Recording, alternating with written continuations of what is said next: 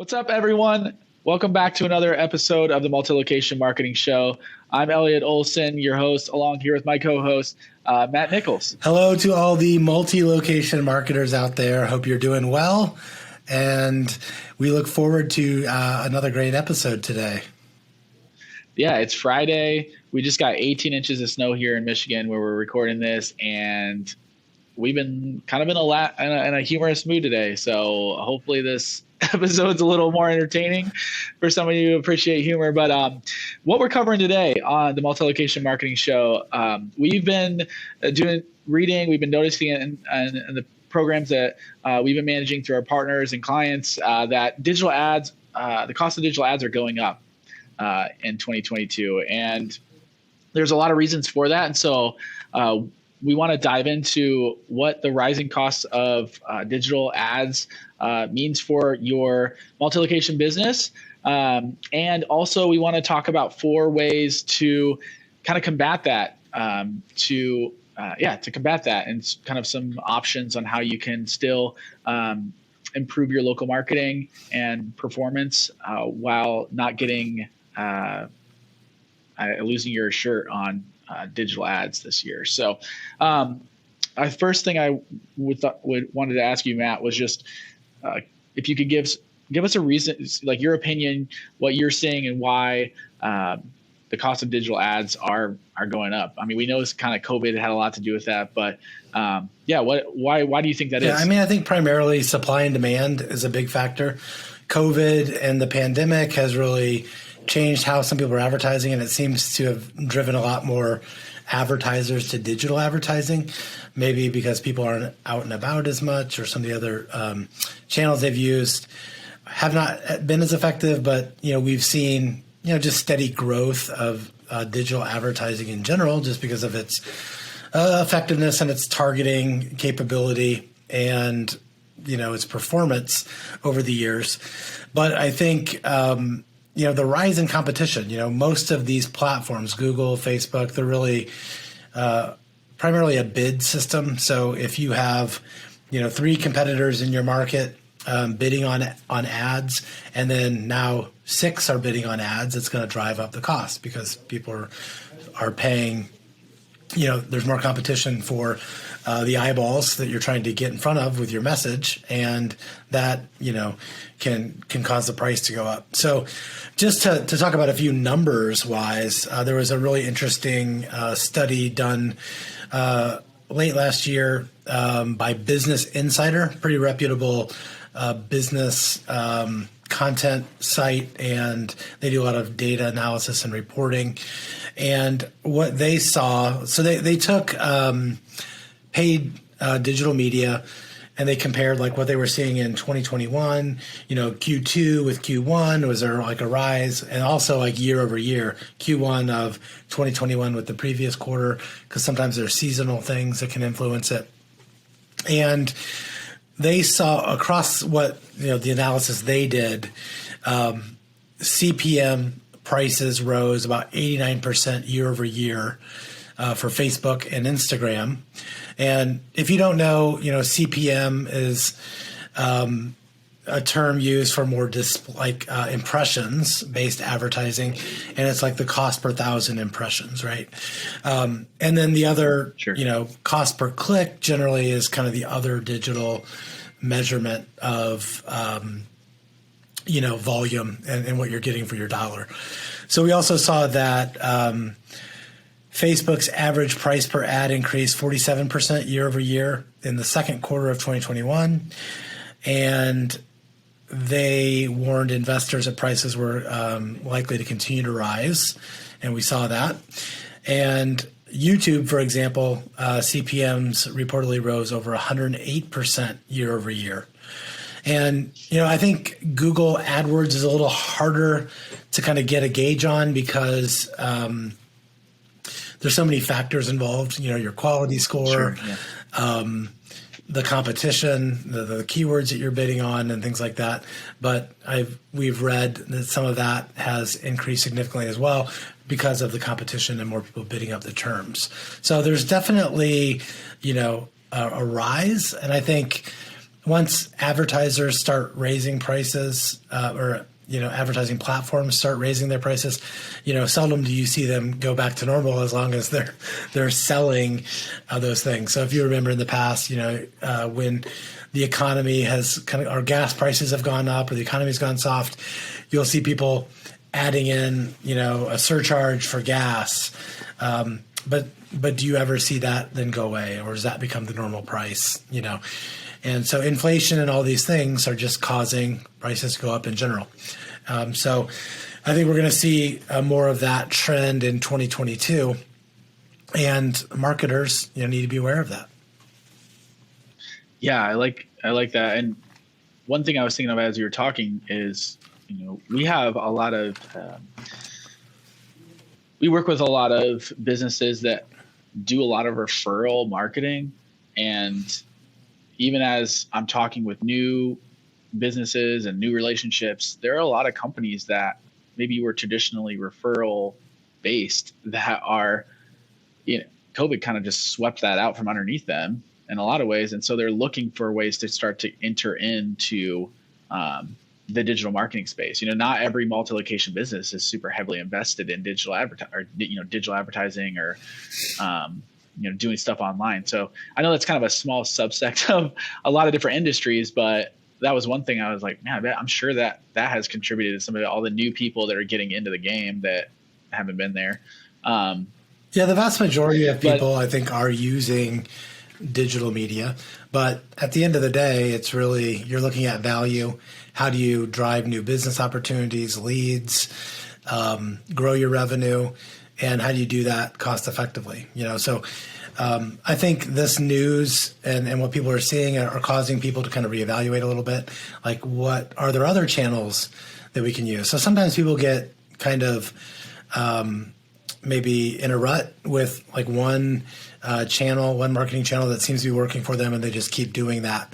But then as the costs start rising, and obviously you're either going to get less leads for the same dollars, if your cost per clicks are significantly higher, or your CPMs are significantly higher, or you're going to increase your budget to make up for it, right? And so according to this research report, you could be spending double, almost, to get the same number of leads and performance. So I think a lot of people are just thinking, okay, what do I do? Do I mix it up? Do I add some other channels? How do I kind of make up for that?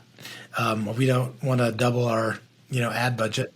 Yeah. So seriously, we don't want our man, leads to go cow. down. We want to grow, right? So how are they dealing with that? And I think that's on a lot of people's minds right now. Yeah, you kind of lead us into our first point here, which is, we're going to start basically have 4 points here of ways that you as a multi-location marketer can kind of supplement or replace or, different, kind of accommodate this new stuff, this new changes that are happening, and really try to get leads in a different way or generate more visibility. And the first thing we have written down here is, put a greater focus on earned media and earned visibility. Can you kind of expand on that, Matt? What does earned media, earned visibility mean? Well, it's kind of the opposite of paid digital advertising, right? So a lot of these platforms, obviously, they gain their big audience by offering free service, free communication. And then once they've reached, tons of people on there, they've got a lot of data about them, then it's obviously a treasure trove for marketers to be able to really target both geographically and demographically, and, interests, income levels, age, gender, what part of the country they live in, or even what city or what area of the city they live in. So you can get really specific in your targeting, and that's been, an awesome scenario for marketers to really be able to dial those things in. So on the flip side of that, though, is instead of paying for those ads, there's also what we would call an organic or an earned part of those platforms. So obviously, if you're talking about Google, if someone's out there searching for what you do, let's say you're an HVAC company, and it's winter and people are looking for furnace repair or emergency furnace repair, or I need to replace my furnace, or I need to tune it up. They're searching for all those kinds of terms. they're in Google. That's the great thing about Google is there's a high level of intent that people are searching for something that you do in that local market where you do it, right? So if they're in Naperville, Illinois, and they have a furnace issue and they're typing in, furnace repair, Naperville, Illinois, that's a really, if you do HVAC in that market, that's a really great lead and opportunity for you. Now there's two ways to kind of get in front, and even multiple ways to get in front of that consumer just on the Google platform, right? So you've got your Google My Business listing and what they would call the local pack that shows up. And generally, that's 3 companies will show up in there. So it's very high dollar space, if you will. And you can also advertise in that space. And Google lets you advertise. So you can earn that spot. And that's kind of doing, all the right things that you need to do to be found at the top of that. But, you can go on to the second page and see all the companies that are listed there. But that prime real estate, you can earn that, but you can also buy an ad in that space, right? And same thing in what we would call the traditional organic listing results. So underneath kind of the map pack, you start getting organic listings of websites that match that search criteria.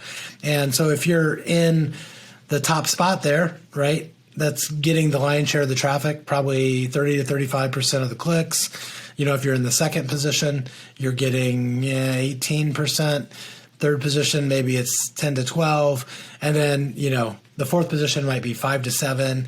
And then you might be 3 to 4. It just kind of drops off a cliff. So if you're on the bottom half of page 1, you're getting, anywhere from 1 to 3% maybe click-through rate. And if you're off of page 1, it's, 0.1, 0.2. So that being said, like organically, if you're earning that spot, that means you're doing all the right things that Google wants to see to put your company in those top spots. And the higher you are in those spots, or if you're in the top 3 of the map pack, that's, you're getting a lot of traffic. And if you don't earn that, what's happening is you're typically having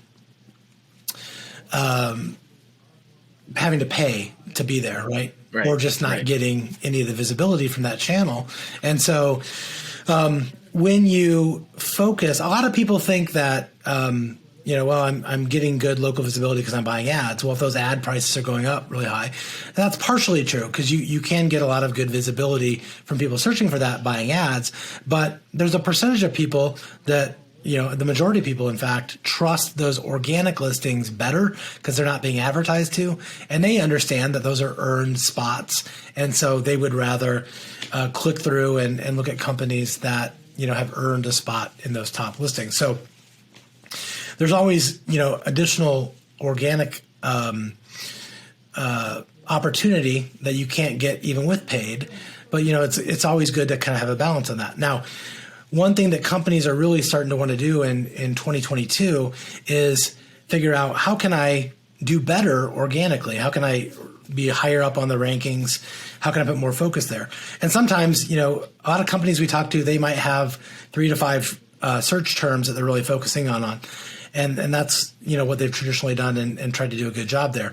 Now, a lot of times what we see is there's tremendous opportunity by widening the number of terms that you're found for, right? So in the furnace space, for example, there's a lot of different ways people can search for that. Sometimes Google groups those together and kind of gives a similar result set because they understand synonyms and those kinds of things. But there are a lot of other topics that Google isn't grouping together, and it gives you just really a lot more opportunity than you might think for getting in front of people that are looking for the types of products and services that you offer in that local market. So you can really broaden the types of things that you're getting found for. And the challenge there is it's really hard to do that on a single page, right? Like a location page or whatever, because you can only have so much content on there. So that's why a lot of times people really limit that down. And the other way that you can really expand that is with more geographic locations. So you might have your business, as we talked about, in Naperville, Illinois, but that's a Chicago suburb, and there's all kinds of suburbs around there that you're also servicing. So are you doing well and being found when people are looking for Wheaton, Illinois, or St. Charles, or Aurora? So those are other suburbs that are in close proximity that you're also going to want to be found for. So there are a lot of ways that you could put more focus and drive a lot more visibility, traffic, and leads by really expanding your net, from an organic perspective. Does that make sense? Yeah, that makes sense to me. Yep, that makes sense. And so I think, the better you're doing organically, the less you have to rely on paid. And the great thing about organic is it's always there. It doesn't go away when you run out of budget.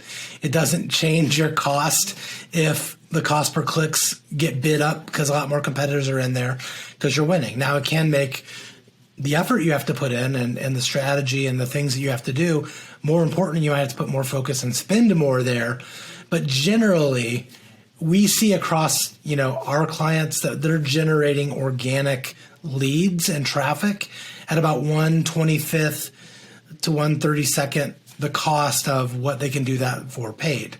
Now, so they like to really maximize that. And then you kind of layer in the paid, where you're weak as you're trying to prop up other areas.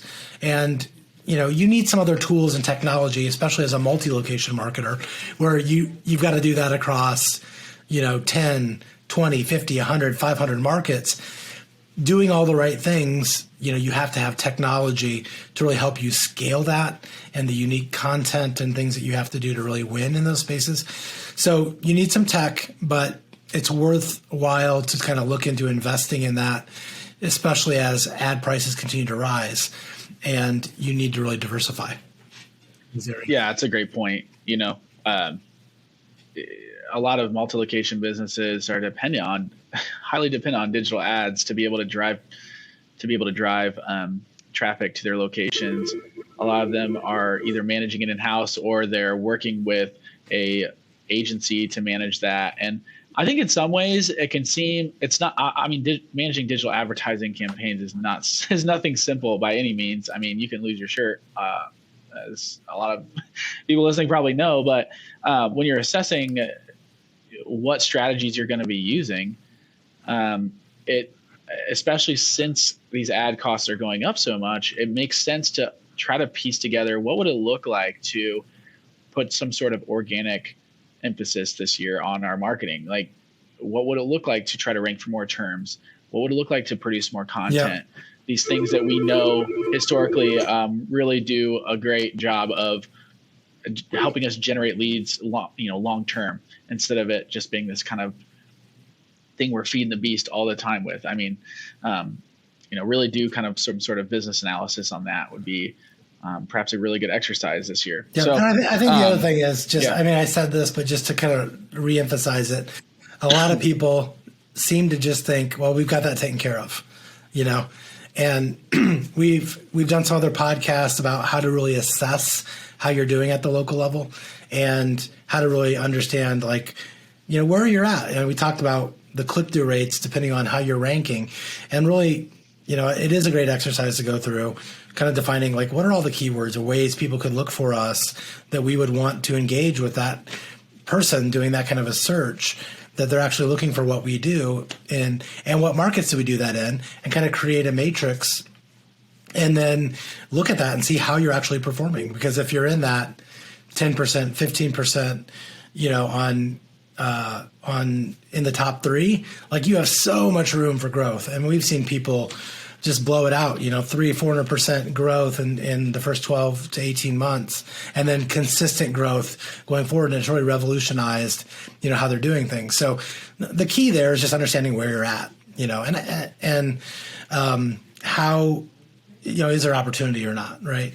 And and more times than not, you might think you have that covered, but as you really dive into the data, there's so much room for improvement, and there's a lot of strategies to get after that. Yeah, definitely. The next thing I had on the list is leveraging email lists and email campaigns and nurturing. This is something that can be really powerful when you do it right. Yeah, and most companies are doing email marketing, but just kind of re-looking at that. I mean, those are lists that you already have, right? So I would say if you have that list, like, what are you doing with it? Do you have a nurturing program in place? As multi-location marketers, we know that when you localize things, it dramatically improves, the conversion rate with the customer, because they want to know I'm working with someone local and someone, that you instantly think you have more of a relationship with someone at the local level than like a big national brand emailing you, which it just feels more like an advertisement. So the more you can personalize and localize those emails, if you have that list and you're not doing a lot with it now, it's a great way to kind of stimulate those referrals that may be kind of lost through COVID, getting customers, coming up with creative ideas to get them to pass your name on, or maybe there's additional things that you can do with them.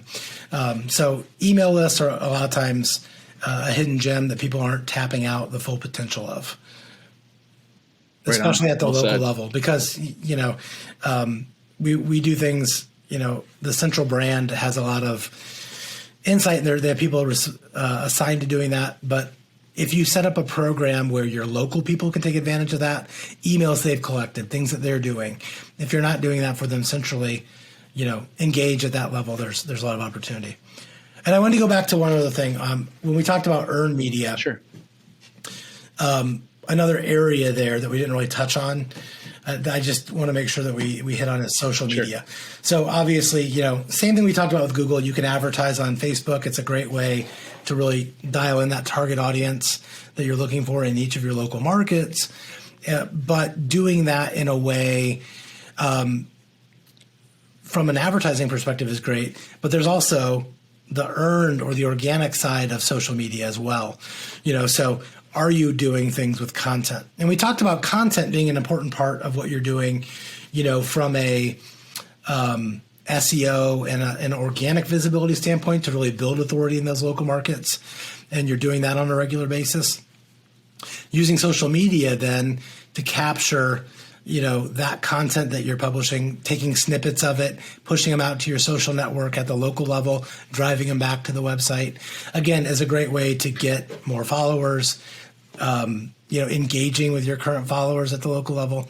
That's all great. And again, there's strategies we've talked about in this podcast on how to do that effectively, how to use technology to make it more efficient, to help your local people do it, but to stay in line with compliance and both brand and legal compliance, and make sure all those things are taken care of. But I think that there's another opportunity, to kind of offset the rising cost by doing a better job of your social activity at the local level and localizing posts, content, so these things can really work together. So really the key is, are you doing good content? Are you developing good content about topics that are relevant to your industry, that your customers and your prospective customers would find useful and valuable? And if you have a strategy there, developing that's really going to help, and you have a strategy for localizing it both geographically, and to the particular market that you're in, right? If you're doing all those things, having something that can take that effort and then break it into little pieces. So one good piece of content that you develop that's, maybe a great blog post or resource article or something like that, you can generally take that and, you can use it 10x, right? You can break it up into 10 different social media posts with little snippets that then direct people back to the full article, or a YouTube video, or, tweets, depending on what channels you're using and are effective for you. So this whole earned media thing, I think, really encompasses more than just, writing content and doing SEO, but good content is good SEO, is good social media. And then you have the tools in place for localization, and you push that out everywhere. That's going to really increase your visibility and your lead gen to help offset some of that. And then your ads that you're spending, you can get really good insights into kind of what content information people are responding to organically. And then you can push on those more with the ads and boosting posts and reaching people with content people are receptive to. So again, that makes your ad dollars go further, your conversion rates go higher. So those are all things I think that can be done as well. And we talked a little bit about business listings as well. And, that kind of factors into really GMB is like really important, but all those other, are there other, like depending on your industry, like, if you're in home services, Home Advisor might be a great place to get content and really dial in your listing. Yelp, TripAdvisor, if you're in the healthcare space, it could be WebMD, it could be, Health Grades. So some of these other listing sites and things, those are other ways to get earned media. And by the way, when you're doing a good job of getting content and things on those properties, they're creating links and citations back to your site that help your overall SEO and visibility. So that's kind of how these things feed on each other. And I think a focus overall on, earned media really can help offset that. And it may seem like this Herculean task, but there are tools that are out there. We have tools at MarketSnare. There are other tools out there that can help you organize, publish this stuff. We really have a focus on how do you localize it all so you get maximum credit and authority, in each market. But having something like that, a strategy in place, that's really going to go a long way to offsetting the rising cost of digital media. So I wanted to kind of bring that all together. Because I didn't think we finished that up. And then obviously, even the email thing that we just talked about, obviously that can be a hidden gem, but you got to have something that you're emailing out to people, right? You have to have good content that they want to know. So these other things that we're exploring in our earned media and we see people are responding to, those are great things to now include in your email too, right? So they're all different channels, but you're trying to get your message out there. You're trying to get in front of people. You're trying to be a great option. And the tech players, Google and Facebook, they see when you've got all this activity going on and people are responding to it, those are the types of things they're looking for to drive you up the rankings because you're a more attractive option to present to their customers for the different search queries. And even in Facebook, they have an algorithm on your posts. Like if you don't have a post or it's just a self-serving advertisement, that's not going to be seen by near as many people, even of your own followers, than if you have content that people start responding to. They snowball it and they give it to more and more people. So, all these things kind of work together, and it really starts with good, content and developing that out. And that's really the driver of that earned strategy. That was a great answer. Sorry, I know it was a ramble, but that's good. You covered so much good stuff. Yeah, definitely. You mentioned localization. In terms of how that relates to organic, you mentioned localization and how that is important even when you're leveraging, email campaigns.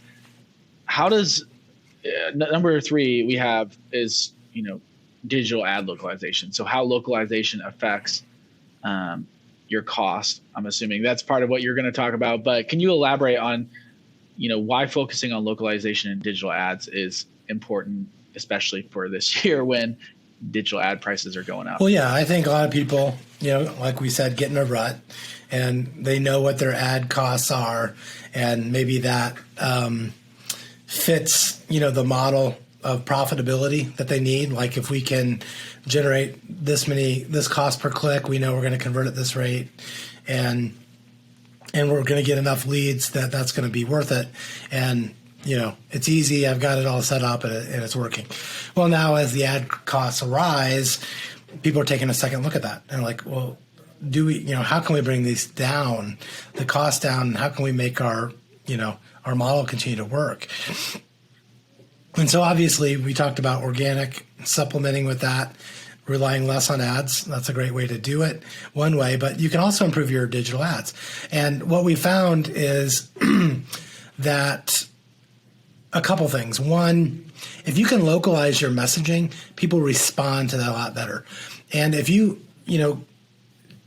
can localize the page that you're sending them, right? So if you just have like one landing page or you're sending them to the home page of your website, which, hopefully if you've been doing digital ads, you're not doing that. But we know that like if you're connecting with people, like let's say I'm advertising furnace repair or replacement, right? And I'm doing ads for that. And I'm doing that in Naperville, you want to have your ad is going to get the most response and the highest, what we call quality score, is when that ad is really targeted in to what that consumer is looking for. And then the page you're sending them to, right, to get more information or to request a quote or whatever, is really dialed in on a one-to-one basis with the ad copy. So if the landing page talks about furnace replacement in Naperville and the ad talked about that, right, you're going to get a tremendously higher quality score from Google, and they're going to actually reward that with a lower cost per click because they're sending their customer to a page that is exactly what they were looking for. And if their customers are converting, that makes advertisers happier and they're spending more money and willing to spend, do more. So they reward that. And so if you can develop a strategy where a lot of times people will have these huge keyword groups and it will just send it back to one landing page, right? Well, if you can take those different, like if you're doing furnace repair versus furnace replacement, those are two different things. So you send furnace replacement to a specific page and in the geography. If you're in Naperville and you say furnace repair in Naperville and you talk about why you're great at that versus furnace replacement in Naperville and why you're great at that. And those are two separate things, right? But not only that, but like if you're in a neighboring town of St. Charles, you don't want them going to the Naperville page, right? But you service St. Charles. Right. It's right next door. So you have to have an ad group that talks about furnace repair St. Charles and furnace replacement in St. Charles and going back to a St. Charles page, right? So when you do that, that's not only going to lower your cost per click, it's also going to dramatically improve conversion rate. So we found across all the programs that we manage, I think it's like 30,000 local markets or something crazy. And we look at the ad spend and the conversion rate, we're seeing organic and in paid, a 30 to 50% higher conversion rate when you have that localization element to it. It's just sometimes even higher. It's off the charts. So if you're not doing that, that's a huge opportunity for you to really, improve, lower your, bring that ad cost back down, but also dramatically improve that conversion rate. Because you're paying the same. Like if you have to drive 10 people to that site and it's $3 a click versus $5 a click, that's $30 versus $50 for those 10 opportunities.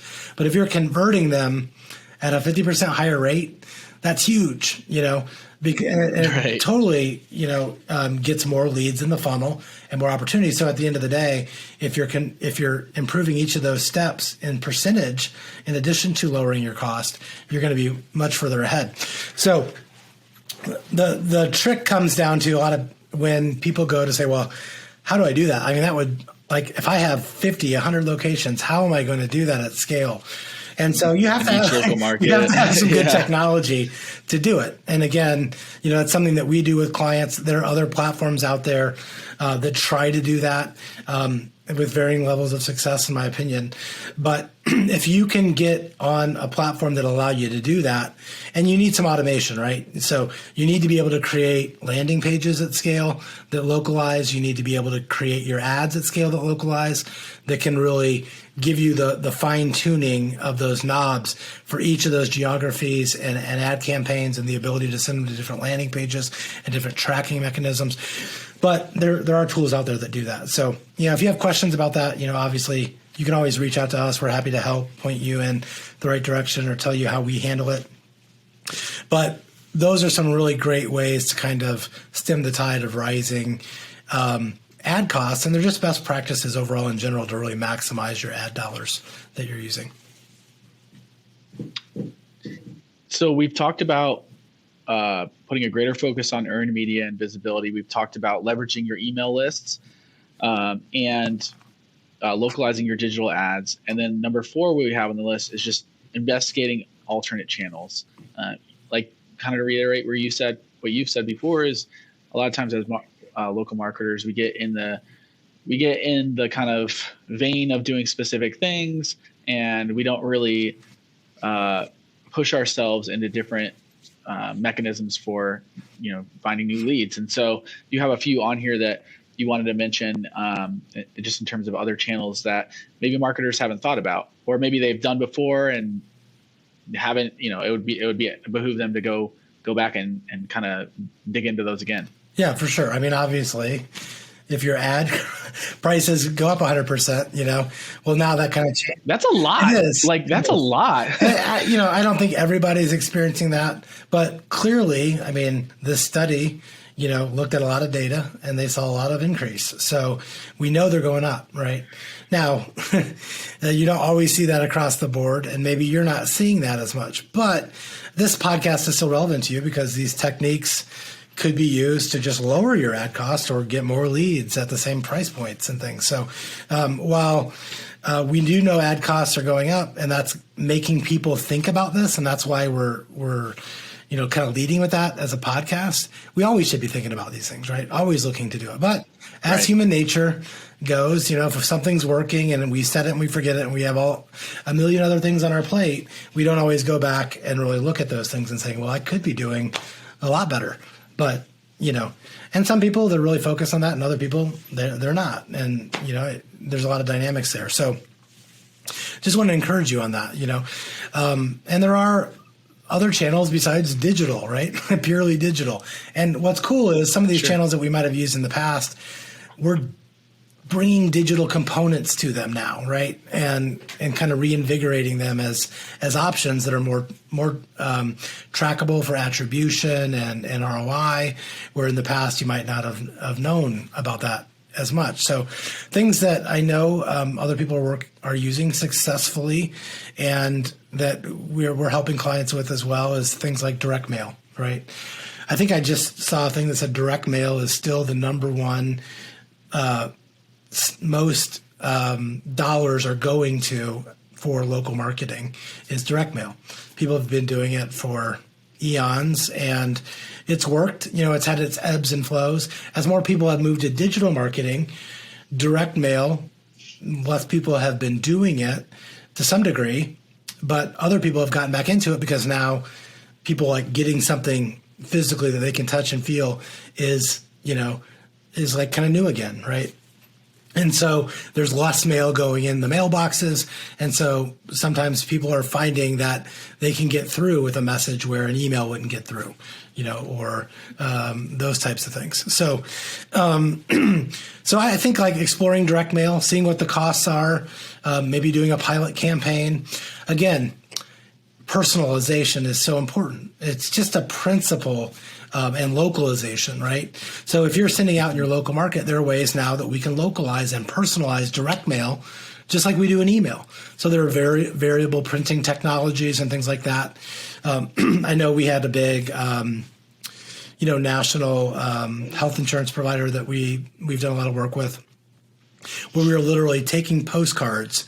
We had all the data, the demographic data, and we could personalize it based on the specific city they were in. We could put the skyline, or, if they were in Colorado, we could have mountains in the background. And if they were in Florida, we could have palm trees in the background, right? We could put the name of the local representative that was sending out the piece. It could be co-branded if you wanted to.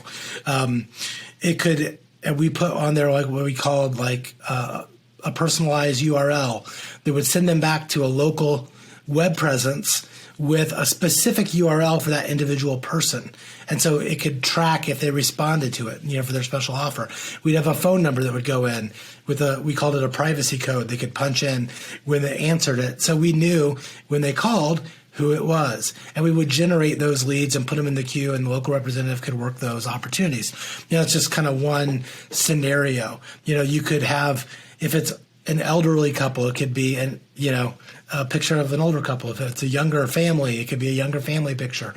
If it's an African-American couple, it could be a picture, that's, with the correct race, versus, Caucasians, or Hispanic. So there's a lot of things you can do to really personalize your messaging and things, even with things like direct mail. Now, you really can't do that with a billboard, but, direct mail is a great one, and you can really track and measure it, and with some of those tracking mechanisms that I've talked to. And we found that to be really effective. Like anything, it takes a little bit of time to dial it in with your audience and things, but it can be really good.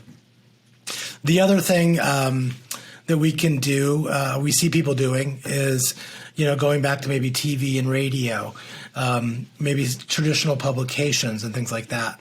And it's harder to personalize those, but you can certainly, hit the demographic group of the right radio stations or TV shows and things like that.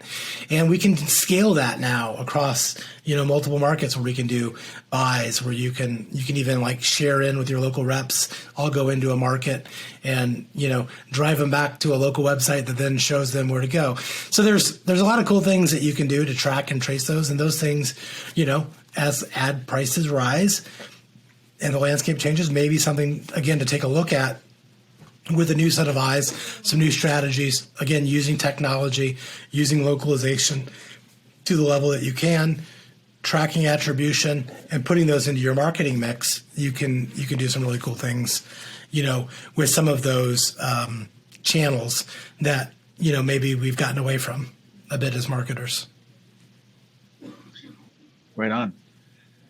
Well, you give a lot in this episode. So hopefully if you're listening to this, there's at least one thing that you can take from what we've discussed and apply it to what you're doing and use it to kind of offset your, the rise of digital ads. So, and hopefully in combination with some of the podcasts that we've done previously, kind of set the stage for maybe some of the tech that's available, some of the localization techniques and things like that you can kind of, if you haven't listened to them, you can go back, hit up some of those, and, hopefully the whole thing will kind of make sense and flow together as a picture as we talk more and more about, the concepts of localization and these technologies that we can use to really help you dial those things in and improve your results. All right, everyone. Thank you for tuning in to this episode, and we will catch you on the next one. Goodbye, y'all. Bye.